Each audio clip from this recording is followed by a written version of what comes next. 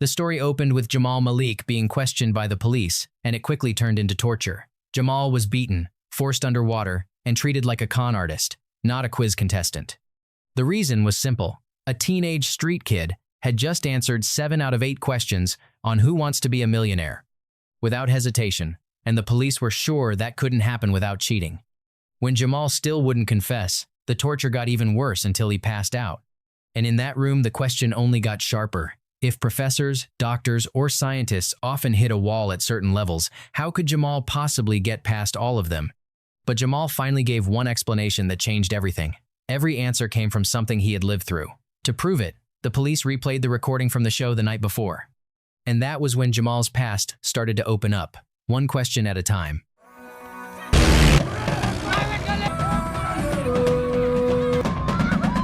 One thing to know, the film ran on 3 timelines and kept jumping back and forth. The police station was the present. The second was last night, when Jamal was on Who Wants to Be a Millionaire. And the third was the long story of his life from years earlier.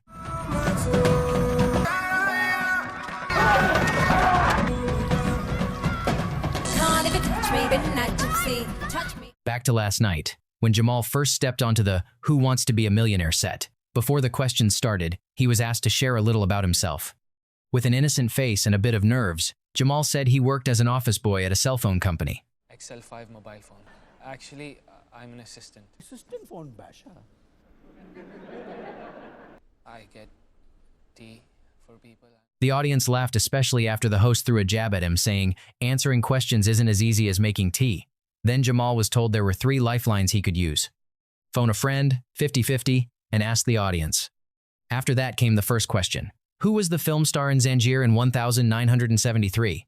Before he answered, Jamal remembered something from when he was a kid. Salim, his older brother, had pulled a prank on him. Back then, they were racing to get an autograph from the legendary actor Amitabh Bachchan. Salim locked Jamal in a toilet. But because he was such a huge fan, Jamal, still locked in, was willing to jump into a sewage channel just to get that autograph. Covered in filth, he ended up slipping into the crowd easily and got the signature right away.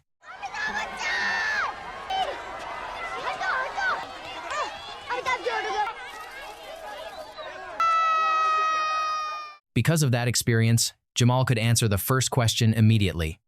You just won 1,000 rupees. You don't have to be a genius. I knew it was Amitabh Bachchan. Jamal then told the officer, "You don't need to be a genius to answer that, because back then Amitabh Bachchan was the most famous actor in India." Of course, that still didn't make the officer believe him. He stayed quiet and waited for the next question and whatever other reason Jamal was going to give. Next came the second question. What words are written under the lion on India's national emblem? For this one, Jamal looked confused and immediately used a lifeline to ask the audience. The officer paused the recording and said, "Everyone knows the answer to that. Even my kid could answer it easily. So why couldn't Jamal?" Jamal answered with a question of his own. He asked how much one plate of pani puri cost at Darisha's shop in the Chowpatty area. The officer went silent. To Jamal, that was an easy question. And that was his point. People don't always know everything. No matter what it is, there will always be something not everyone knows. Jamal was able to get 4,000 rupees. 16,000 rupees. He moved on to the next question to reach 16,000 rupees. In depictions of the god Rama, what object did he always hold in his right hand? To answer it, Jamal had to go back to one of the saddest parts of his life. There were religious riots at the time. His mother was trapped, while Jamal and his older brother Salim ran to save themselves. For a moment, they even thought they saw the god Rama holding a bow and arrows.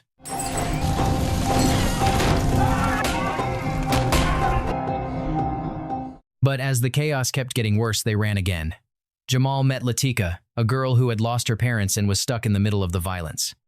Unlike Jamal, who cared, Salim didn't like Latika being around. That night, the rain started coming down, but Salim wouldn't let Latika take shelter with them.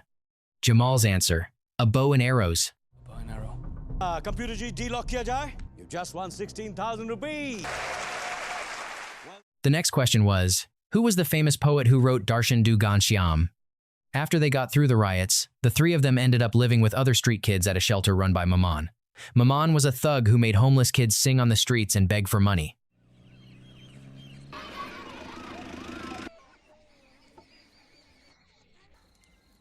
One night, in a hidden place, Maman did something horrifying to a kid with a good voice. He blinded him, drugging him first, then pouring heated chemicals into the kid's eyes. The goal was simple. When the kid sang on the street, people would feel sorry for him and he'd bring in more money. After Jamal's friend was finished being blinded, it was Jamal's turn. He was called in and told to sing Maman's favorite song, Darshan Du Ghanshyam.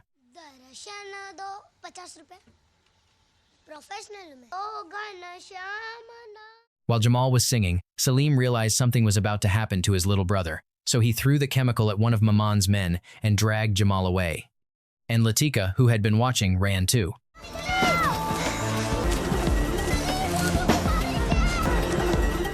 They spotted a train and chased it, but when Latika running last reached for Salim's hand, Salim let go. Jamal was furious, but Salim tried to explain that Latika would be fine. Once again, Jamal couldn't do anything, and he had to accept being separated from Latika. Once again, Jamal was able to answer the question, and it pushed him up to 250,000 rupees. Right. The longer Jamal and Salim survived on the streets, the sharper their instincts got. They learned fast when to act friendly, when to disappear, and when to grab a chance before anyone noticed. Life forced them to try anything just to eat, from selling snacks on trains to stealing small items from tourists and selling them back. Around the Taj Mahal area, they even dared to play a more polished role, acting like last-minute tour guides, running on confidence and made up stories like they truly knew everything. That stretch actually felt long and pretty fun for them, but in the end they had to leave because they got caught stealing.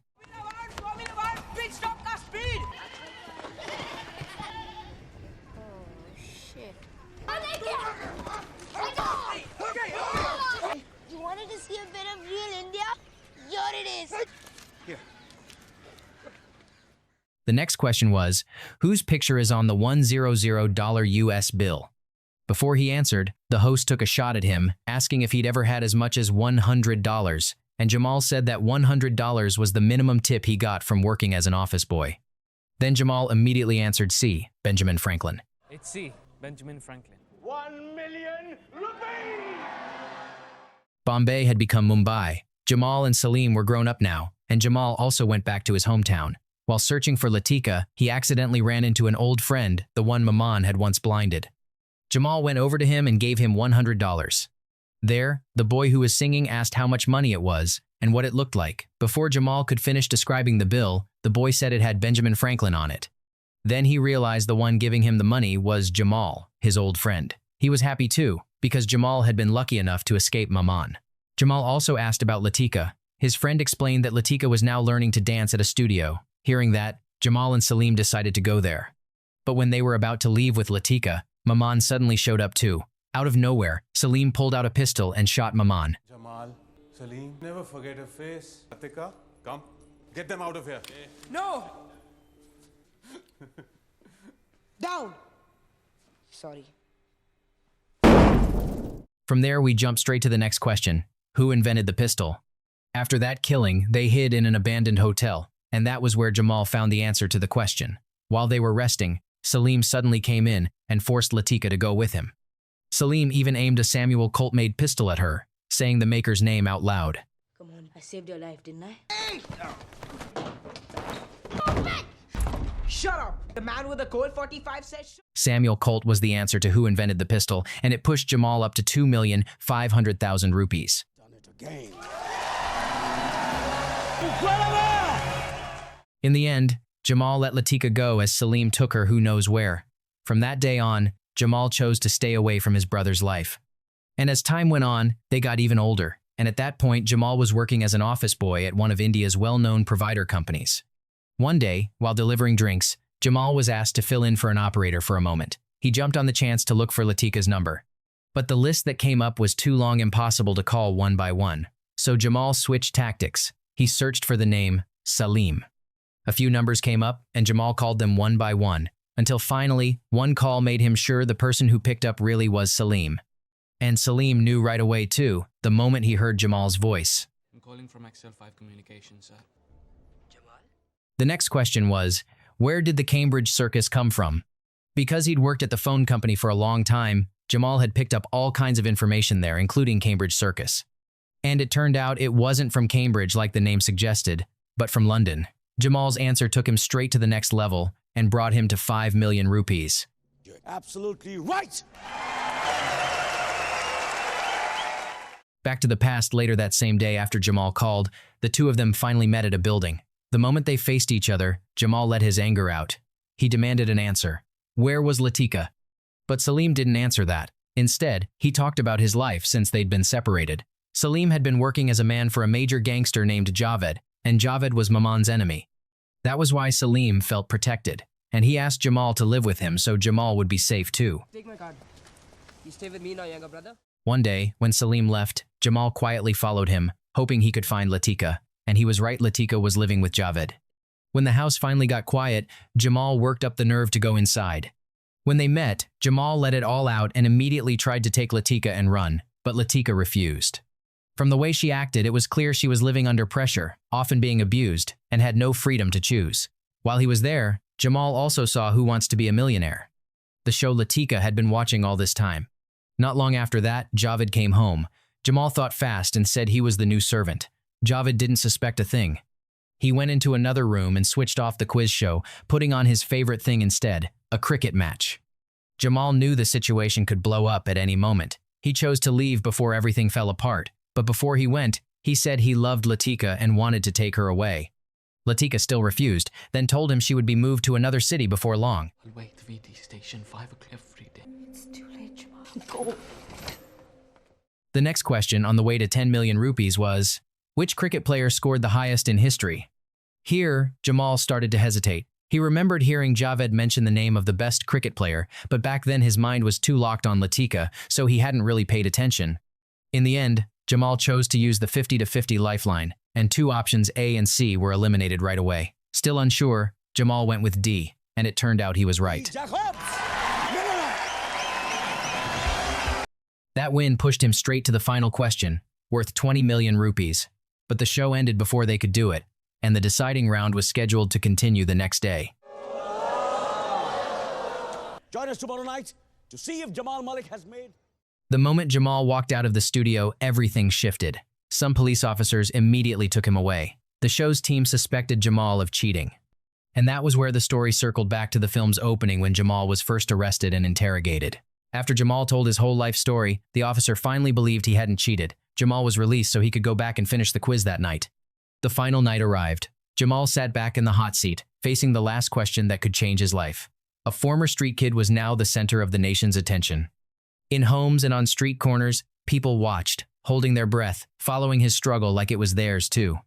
Meanwhile, Salim went to Latika, who was watching the show alone. He realized he'd hurt Jamal and Latika all this time. In a tone that was different from usual, Salim apologized, then told Latika to go see Jamal and handed her his phone so she'd have a way to reach him. But Latika couldn't make it in time because the roads were completely jammed.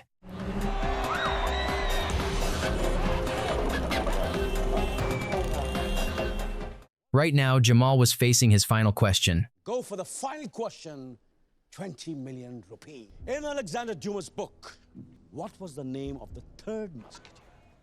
For this last question, Jamal let out a small laugh, not because he knew the answer, but because he remembered something from years ago.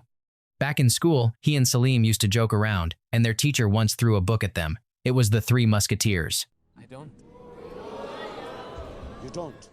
In the end, he had no choice but to use the phone a friend lifeline. The person he called was Salim. He figured Salim might know the answer. But when the call connected, Jamal was shocked because the one who picked up wasn't Salim, it was Latika. Hello? Okay, Latika. You want to hear the question one more time? I don't know.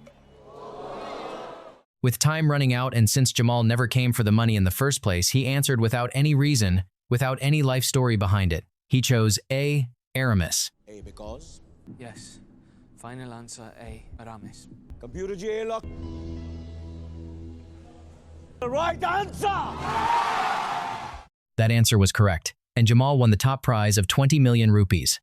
But that happiness didn't compare to the loss he was about to face because on the other side, Salim was shot dead by Javed's men after he helped Latika escape. The next day, Jamal met Latika at a train station. In the end, the waiting was over, and this was the fate of Jamal and Latika's love. This is our destiny.